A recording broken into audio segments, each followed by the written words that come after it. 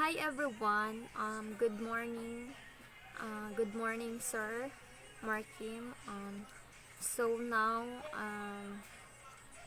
I am going to report my part about the stereotype and the prejudices. So let's start. So stereotype.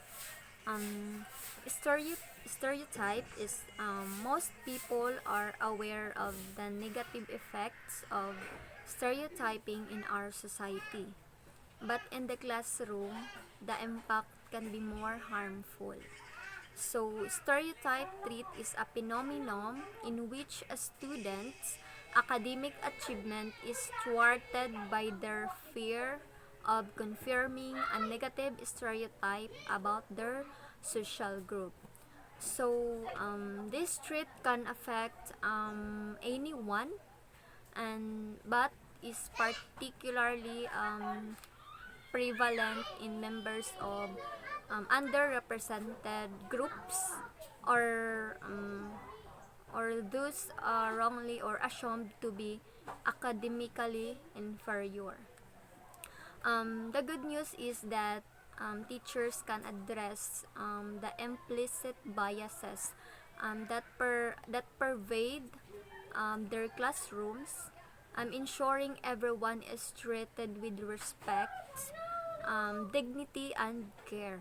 So here are four effective strategies you can use to reduce the impact of stereotype treat and create a fair and inclusive learning environment for all students.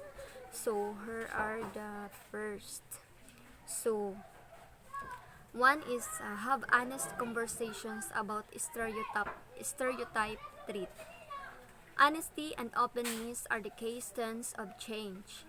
A good place to start is reflecting on your own inherent biases and owning up to and correcting your mistakes. So when you led by example, um, you can create a safe space that allows for difficult conversations and encourages students to address their own faulty thinking. So, number two, create an inclusive environment. As a teacher, you set the tone on your classroom, and what you choose to share and highlight can help you create a bias free environment. So, for example, um, what type of images decorated the classroom walls and features in materials? Um, do they represent all cultures and a balance of genders? Or is the room accessible for students with disabilities? Do you use examples of past student success that include a range of social groups? So, number three. So, expose students to a range of perspectives and teaching materials. So many of us have a natural tendency to only want to hear from those we agree with. But actively challenging this inclination is a key aspect of reducing stereotype trait in the classroom. So, stereotypes are rife in literatures, movies, and teaching materials, and even current events.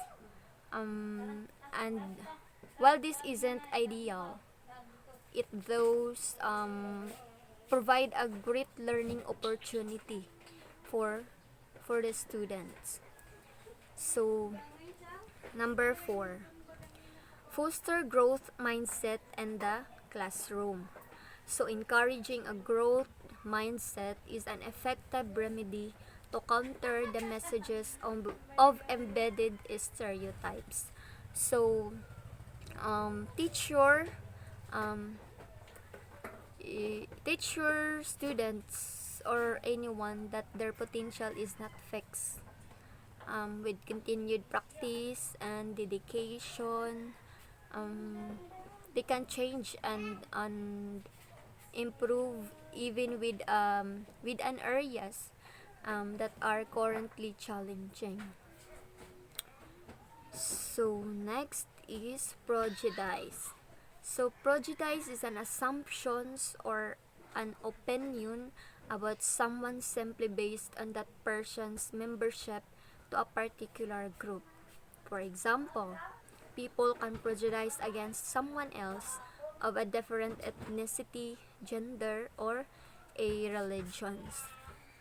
So, next example is people can prejudice against someone else of a different ethnicity, gender, or a religions. So, if someone is acting on their prejudices, they are prejudging. Hence the term of prejudice. Someone before they even get a chance to know them on a deeper level.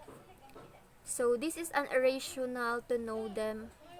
This is an irrational attitude and mindset, and one that does no good for anyone involved.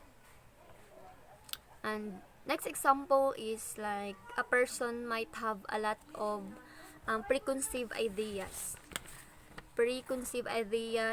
about someone who is Christian, Muslim, or Jewish, and we'd allow those judgments to affect the way they view and the way they view and treat those people the same. Can be true for people who are black, white, and Asian. So that's all for my part.